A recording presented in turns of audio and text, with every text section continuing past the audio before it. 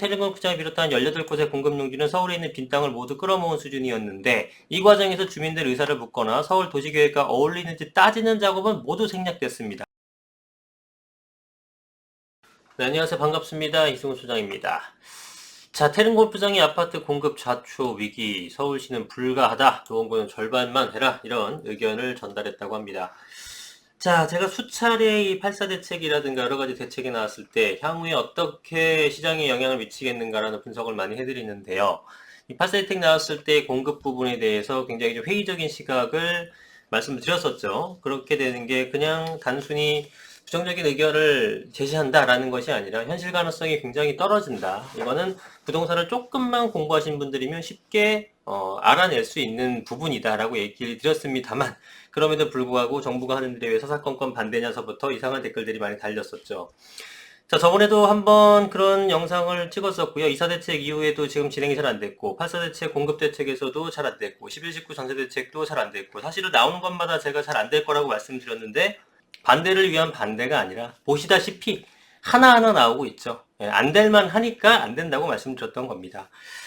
자, 한번 내용을 보겠습니다. 자, 최근 국토부가 서울시와 노원구의 8사 대책 후보지에 대한 의견을 묻는 공문을 보냈는데 서울시에서는 재검토해주세요 라고 했고 노원구 쪽에서는 공급계획 축소 만세대지만 이거를 절반으로 줄여서 5천만 해주세요 라고 얘기한 겁니다. 자, 그나마 이제 노원구 같은 경우에는 이제 현재 같은 당이니까, 정부와 같은 당이니까, 뭐 이렇게 전면 재검토다, 이런 얘기는 못했던 것 같고, 대신에 주민들이 워낙 반대하다 보니까 중간 접점을 찾아야겠죠. 노원구청장 입장에서도. 그러니까 반만합시다. 이렇게 얘기한 것 같아요. 근데 태릉공급장부지는 사실은 국유지입니다. 국유지이기 때문에 서울시랑이나 뭐 구청장하고 협의를 안 해도 될 문제입니다. 내 거야, 내 거. 그런데 아무리 내 땅이라고 해도 정부가 마음대로 할 수는 없는 거죠. 국민들의 어떤 의견을 무시할 수는 없는 거잖아요. 당연히 우리는 뭐 공산주의 국가가 아니니까 국민의 의견을 최대한 수렴을 해서 결정을 해야 되는 겁니다. 자, 그래서 지금 이들 후보지 같은 거는 공공주택 특별법을 받아서 정부가 단독으로 사업을 추진하고 있지만 부담스럽기 때문에 의견을 구했던 거고 그 의견이 정부의 어떤 계획과는 반대되는 의견들이 계속 접수가 된다는 거죠. 서울시 관계자 같은 경우는 그린벨트를 위해서 다음 세대를 위해 보존해야 된다. 여러분들 그린벨트가 뭔지 아시잖아요. 개발제한 구역인데 이걸 풀어서까지 이제 공급을 하는 것이 과연 맞느냐라는 시각이 굉장히 강했었죠. 그럼에도 불구하고 정부가 밀어붙였었던 것은 공급이 부족하고 집값이 계속 올라가니까 여러 군데에서 화살을 맞죠. 네 자꾸 집값을 못 잡냐? 그러니까 급한 마음에 그린벨트 풀고 각종 국유지를 다 끌어모아갖고 공급 대책을 급하게 발표했는데 극하게 발표하다 보니까 말도 안 되는 어떤 그런 내용들이 상당히 많았다라는 거고, 제가 봤을 땐 그런 모습들로 인해서 발표한 걸로 굉장히 시장에 충격은 줬지만 사실은 이거는 의미 없다. 판타지 리포트라는 얘기를 내가 여러 가지 많이 했었잖아요. 의미 없는 레포트다. 시간이 지나면 안다라고 말씀을 분명히 드렸었습니다. 그래서 DMC 랜드마크라든가 서구미원자 시험장 같은 경우는 시장이 잠깐 공석이었잖아요. 거리인 상황에서 국토부가 서울시에 빈 땅을 내놓으라는 식으로 요구하니 어쩔 수 없이 끌려간 측면이 크다라고 하는데 지금 서울시장이 다시 새롭게 오셨고 그리고 사실은 DMC 랜드마크라든가 서구면 시험장은 국유지가 아니라 시유지입니다. 그러니까 정부에서도 이러쿵저러쿵 할 수 없는 그런 상황이 되다 보니까 전체적인 공급에 대한 어떤 플랜이 모두 엉켜버린 모습을 보이고 있죠. 정부가 작년에 8사 대책 내놓으면서 수도권에 13만 2천 가구 공급한다고 밝힌 바가 있는데 지금 이 태릉공급장비가 1만 가구 정도로 굉장히 제일 컸습니다. 이것부터 지금 삐걱대고 있고 전체적으로 다 안 되고 있는 거고요. 자, 과천 같은 경우도 그 주민 소환 투표가 8일 발의되었고 지금 노원구 태릉골프장 용지 일대도 주민 소환 투표가 추진되고 있는 상황입니다. 굉장히 지금 주민 의견, 그러니까 국민의 의견을 무시하고 어떤 마이웨이로 그 진행했던 대가를 치르고 있는 거죠. 자, 공급 대책이 이뿐만 아니라 여러 가지가 줄줄이 무산되고 있는데 방금 말씀드렸던 것처럼 이런 것 때문에 그런 것입니다. 8사 대책 중 태릉공구장을 비롯한 18곳의 공급 용지는 서울에 있는 빈 땅을 모두 끌어모은 수준이었는데 이 과정에서 주민들 의사를 묻거나 서울 도시계획과 어울리는지 따지는 작업은 모두 생략됐습니다. 왜? 정권 초기에 분명히 여러분들 기억하시죠? 공급은 부족하지 않다. 이 투기꾼 놈들만 잡으면 된다. 이런 바보 같은 생각을 했다가 뒤늦게 공급 부족? 진짜 공급을 하긴 해야겠구나 이 생각으로 바뀌니까 공급을 재빠르게 했는데 거기 그 과정에서 정확하게 순서 있게 검토를 할 수 있는 시간이 없었겠죠. 그러다 보니까 숙고할 겨를이 없었던 탓에 졸속 대책이 나왔고 이게 지금 현재 부메랑으로 되돌아가고 있는 모습이다. 자, 과천 같은 경우는 좀 어떻게 된 상황이냐면은 정부 과천청사 유효용지 주택공급계획 발표를 통해 정부 과천청사 5동 일대와 청사읍 일대의 주택 4천 가구를 공급하는 계획을 내놓은 바가 있습니다. 정부가. 그러면은 지자체이기 때문에 과천시의 동의를 얻어야 되는 거죠. 과천시장이 결정하는 거예요? 뭐 과천시장도 결국은 어떻게 됩니까? 주민들 의사를 구해야 되는 거죠. 그런데 주민들은 주민들은 당연히 반대했겠죠. 그죠? 그런데 김 시장이 정부의 주택공급계획에 적극적으로 반대하지 않았다고 주장하면서 주민 소환 투표 청구를 한 겁니다. 예, 그리고 이미 요건을 넘겼다고 해요. 그러다 보니까 불안하죠. 주민 소환 투표까지 나오니까 지난주 더불어민주당과 국토교통부는 정부 과천청사 용지의 주택 4천가구를 공급하려던 계획을 포기했습니다. 백지화 됐어요. 그래서 과천시 사례는 반대하면 물러선다는 선례로 남았다. 지금 전체적으로 어떤 느낌이냐면은 노원구 태릉골프장 부지 방금 봤다시피 서울시에서는 반대, 노원구청에서는 한 5천 가구로만 만들자 이러고 있는 거고 서울지방조당처 쪽도 주변 주민들이 교통내나 주거환경 악영향 주민 우려, 지자체가 재검토 요구, 과천청사는 백지화, 상암 DMC 부지 같은 경우는 상업지로 개발하라는 개발이행 요구, 뭐 무슨 아파트를 짓고 있냐, 우리 동네 멋진 거 지어달라. 당연히 주민들 그런 요구하겠죠. 서부연화시험장, 그 소년동에 그 대한항공땅 있죠? 그거랑 트레이드 하려고 했는데 그거 무산. 용산 캠프진 부지 서울시 당연히 용산의 중심, 국제 업무지구 바로 위쪽이니까 상업지를 짓고 싶은데 자꾸 아파트 지으려 하니까 반대. 되는 게 하나도 없는 겁니다.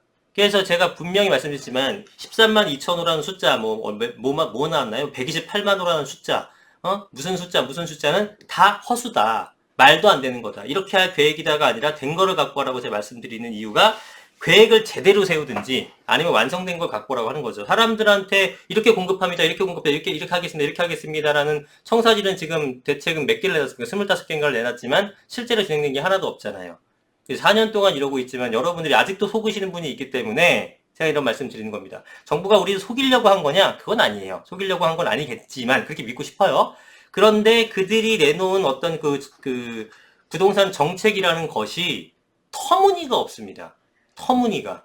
현실성이 너무 없죠. 그래서 제가 어떻게 그렇게 똑똑한 엘리트 분들을 모아놓고 이렇게 어떤 정책이라는 걸 내놨는데 이제 일개 어떤 유튜버나 공인중개사가 생각하는 수준보다도 더 낮은 수준의 대책을 내놓을 수 있느냐라고 제가 한탄하는 거예요.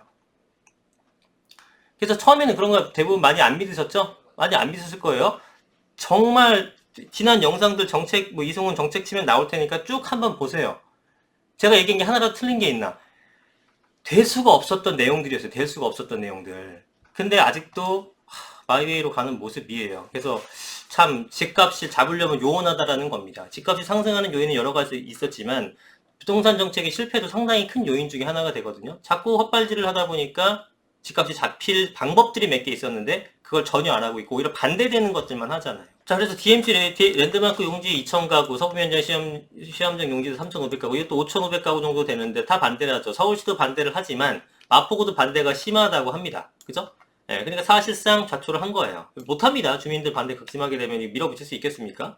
자, 용산의 캠프짐 부지도 3,100가구 공공주택 공급지로 뽑혔지만 상업지역으로 개발한다고 서울시가 수년 전부터 얘기했던 거예요. 그걸 갑자기 느닷없이 서울시 의견 상관도 없이 야 여기 그냥 이렇게 지어버려 하고 하게 되면은 이게 꿍짝이 맞겠냐고요. 당연히 반발이 거세지겠죠. 우리 여러분들이 이 주변의 주민들하고 해봅시다. 네? 그러면은 상업지로 들어가서 이 주변 인프라가 개선되는 게 좋아요? 아파트 빽빽하게 차는 게 좋아요? 주민들 입장은 뻔합니다. 그러니까 이 주민들을 어떻게 설득을 할 것이며 어떻게 이 사람들에 대해서 협의점을 찾을 것인지에 대한 그러한 방안도 같이 나와서 해야 돼. 그런 건 없이 일단 숫자를 갖고 어디 공급 그냥 피카소예요? 그냥 그림 그려놓고 이렇게 발표를 해버린 거예요. 그러니까 저는 여기에 대해서 당연히 부정적인 의견을 피력할 수밖에 없는 거죠. 말도 안 되는 얘기니까.